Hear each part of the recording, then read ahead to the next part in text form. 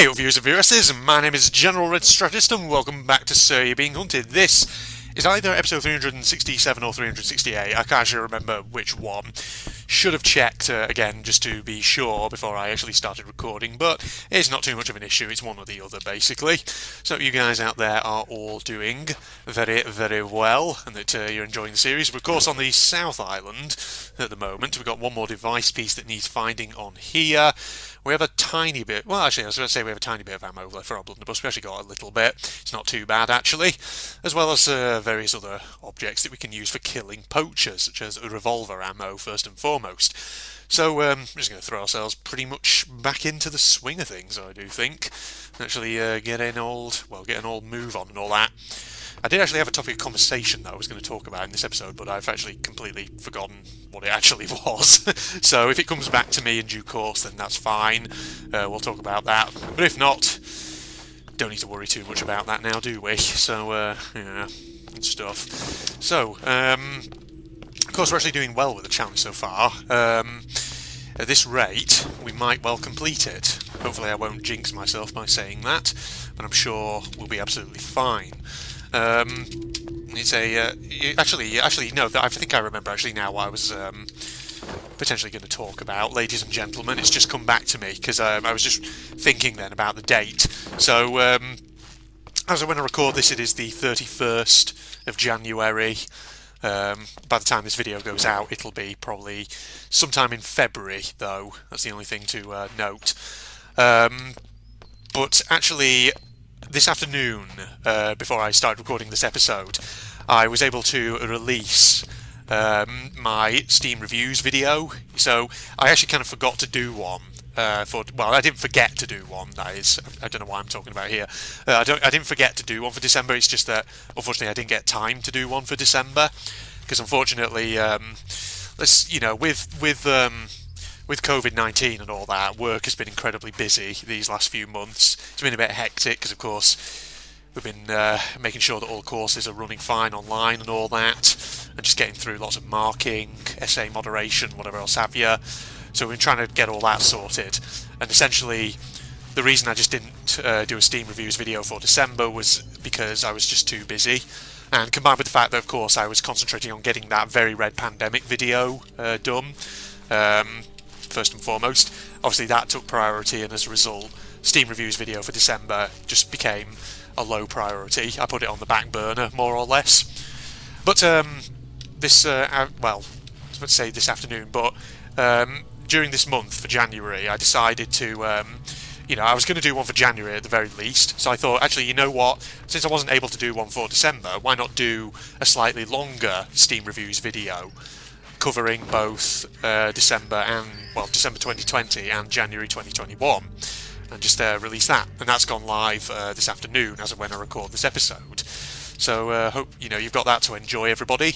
But some very interesting games that have been released on Steam recently, and that's actually the general sort of broad topic area that I wanted to talk about. So obviously, the big release of December 2020 was Cyberpunk 2077, and of course people have sort of different views on that. I think the kind of general consensus is it's good, if kind of buggy. Oh god, my voice freaking broke then.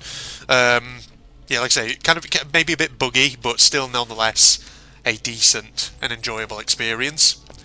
But that seems to be a current trend with certain games. They get released on Steam and they're not perhaps the most well made initially, but then of course usually the devs come back, they update them, they patch out some of the bugs, and then usually it's fine. Cyberpunk obviously, I think probably I wouldn't be surprised if it goes down that way. CD Projekt Red are a fairly responsible company. I'm sure they'll have things under control. I wonder if we could snipe this guy as he comes out. Oh, hold on. Oh, you bastard. Got him.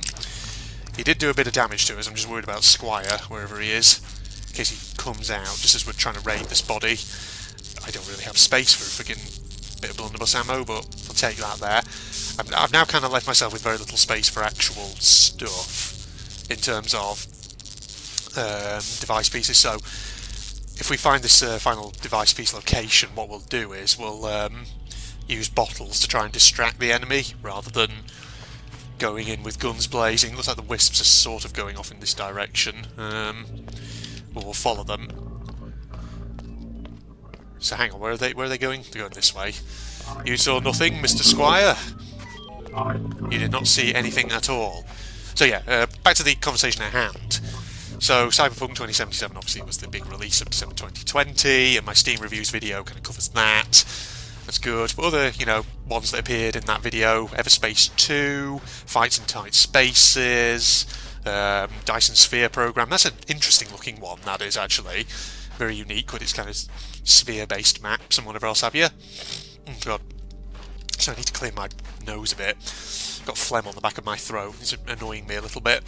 But one of the games, actually, incidentally, that was released this month on Steam, and which I think makes for an interesting one, was ReZero, Starting Life in Another World, The Prophecy of the Throne, I think it's called. So, ReZero, of course, I think started out as a light novel, didn't it? And it's one of those that is very popular, got adapted into an anime, and it's, I don't know, generally seems to have done fairly well for itself. And I have seen the ReZero anime, at least I think I've seen Season 1, if I remember correctly. ReZero, it's interesting. I don't know if I've talked about it before here on the So You Being Hunted channel. Wow, I don't have a solely dedicated... My channel is not solely dedicated to this game, but yeah. Right, put that over there just to distract them off. But ReZero I always thought was actually quite an interesting... well, it had an interesting storyline, let's put it that way, because obviously you have the main character, Subaru Natsuki, whatever he's called, who wakes up obviously in another world, but he finds that there's sort of like a thing going on where he basically every time he dies in this world he gets sent back to an earlier point in time, so it has this interesting little gimmick to it, and so it's about him kind of making his way in this world. So he meets all, his cast of characters, and so it's like in this world, it's typical kind of, what's the term for it in anime? Isekai, starting life in another world kind of genre, where a character, typically from our world, sort of gets transported into some kind of fantasy world or something. That's the basic gist of Isekai. People sort of count it as being a genre in its own right, even though really, that whole idea of travelling to another world is more, you could say, kind of like a plot device or something. But ReZero's just fascinating because of how dark it sometimes actually gets. Because the thing is, there's plenty of isekai anime out there, and some of them, from what I understand, are kind of trash. But ReZero, I thought, when I watched the first season of the anime, I thought it was kind of good. I thought the kind of dark elements to it actually really kind of played in its favour. But of course, it has, the usual cast of quite memorable characters to it. Obviously, apart from Subaru himself, you have the primary love interest, Emilia, the sort of half-elf princess girl, whatever she is. Then obviously you got the maids, Ram and Rem, and all those. Of course, the eternal debate with ReZero, the thing that divides the fan base very much, is the debate over whether Subaru should have gone for Emilia, or should he have actually gone for Rem. Because Rem seems to be everyone's fucking waifu in ReZero, and you know what? Rem, yeah, she's kind of cool. She's a cool character, I like her, but I'm not going to lie, I do also like Emilia. So, it's hard to pick. Oh, come on, really? How's that not hitting him at all? Come on now, seriously. Got him, there we go. For some reason it was like the bullets were hitting this thing here. Didn't realise that was solid. Oh, look at this, we can get some ammo, actually. Now, this I actually don't have space for it, but... Alright, can I maybe just eat something to free up a bit of room? Probably. Let's see now, what can we dispose of? What can we potentially dump? Right, just drink some tea, get that straight down the hatch, and you can move that there, put that there. Alright, that's good. See, look at how much ammo we're getting for this blunderbuss. So yeah, if you ask me, am I Team Emilia or am I Team Rem? I mean, I do, as much, my answer is, as much as I like Rem, I have to say I'm Team Emilia. I do like Emilia as a character, she's nice. But I can understand why people would like Rem. But the thing is, like, I don't know. Obviously I've never encountered the ReZero light novels or mangas or whatever they are, so I don't know. I'm imagining that the storyline in the anime is probably very much following what's set in the source material. I'm just assuming that's the case, I don't know, maybe someone can clarify that for me. And in which case, in the original light novel or manga or whatever, did Subaru basically say he was pretty much going for Emilia rather than Rem? And so in which case, I don't know, my general experience from my very limited knowledge is that Japanese anime production studios tend to stick very closely to the original source material when they're adapting light novels and manga into anime. So I imagine, I don't know, like I say, I'm assuming that the case is with ReZero is that it is basically sticking with what's in there, and in that case Subaru is still very much into Emilia, not into Rem. In which case, if that is true, would it have really been any surprise when he went for Emilia in the anime? But yeah, sorry. Wow, what a weird conversation. But yeah, ReZero, Prophecy of the Throne. It's available now on Steam. Maybe worth checking out if you're interested in ReZero. I'm just going to jump cut here whilst I get back to the centre island. And we're back in. Okay, here we are. So, once we've deposited our device pieces at the centre, we only have the east island left to do. See the landowner straight away off up there, thumping around. Look at him. Right, okay, he's kind of in the way, which is going to be a bit of an issue. Having said that, we could just get back to the standing stones, deposit our device pieces, then maybe try and find the east jetty, get to there, get onto the east island, and then we could probably actually wrap up, couldn't we? Because we've been doing a good, fairly decent length episode here. Oh, you son of a bitch, you pheasant asshole. Do I hear the dogs? Hear lots of dogs, in fact. At least a couple of them. Right, let's just be a little careful, shall we? Out of interest, if anyone out there, getting back to our topic of conversation, has actually encountered ReZero, the Prophecy of the Throne, feel free to tell me. Have you played it? Is it enjoyable? Is it good? I hear from the reviews it's basically like Among Us, in the sense that it's a bit sort of puzzly detective-ish, if that makes sense. I don't know. I really don't know. I was just going by the tags on Steam for the game from just a quick look at them, but I'm sure people out there could probably clarify that matter for me. Right, let's put all these in here.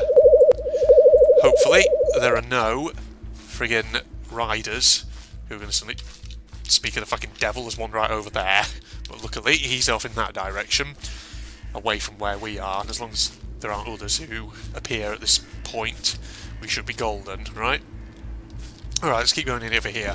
Actually, if we look at the map... Okay, yeah, I think I see where the east jetty is going to be, so it's going to be sort of in this kind of direction. Hang on, am I facing the right way? Sort of, yeah. It's in this kind of general direction, towards the sort of east-southeast. So if we just follow this direction, we should get there where we actually need to be. Okay. Man, I know a lot of games on Steam which are pretty much... adaptations of various anime series. I know that, for example, there's I think actually in my Steam library I have One Piece Pirate Warriors 3. Of course, the One Piece anime, I'm about 100 episodes in. I haven't actually watched any more episodes for quite a while, so that's something maybe that I need to get back to. And I know there's also a lot of Sword Art Online games on Steam. Now, Sword Art Online, of course, as a franchise, some people are a bit critical of it. But what are the games like? Are they any good? Anyone out there who knows? Anyone played them? Are they worth looking into, perhaps? Because you never know. It's always just ideas for things to potentially buy on Steam. I mean, truth be told, I get so many fucking requests on Steam for games to play that, realistically, there's no way I can play all of them. But, occasionally, I do try and play games that people request of me. That's a good thing. So, if any of those sound like they'd appeal to anyone, let me know in the comments. Because I always make a note of them, in case in the future I'm looking at my Steam library thinking, what shall I play on my channel next? That way it might help me make a decision and all that. Okay, right, so... Now, I was going to say, actually, let's get onto the East Island and then we'll wrap up. Actually, we'll just wrap up here, and next episode will be on the East Island. So yeah, there you go, everybody. That was episode either 367 or 368 of Sir, whichever one it is. One or the other. If you enjoyed, don't forget to leave a like, comment, subscribe, and all that jazz. Facebook and Twitter links are down below as well, along with a link to my propagandist channel. Feel free to chip in with your thoughts about the things I've discussed today. But other than that, thank you, everybody, and I'll see you later. Goodbye. Don't know if you want to do that necessarily, but it's the deal here. Okay, that's pretty cool to look at. Don't get me wrong.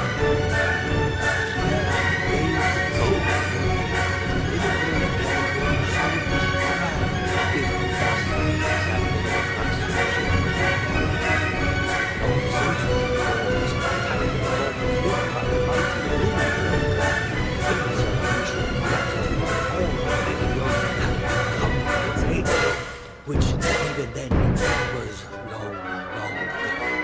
Old splendor faded in the steady flow of time, was and still is one of the most majestic sights in all of Moscow. Yeah, I'll agree to that definitely.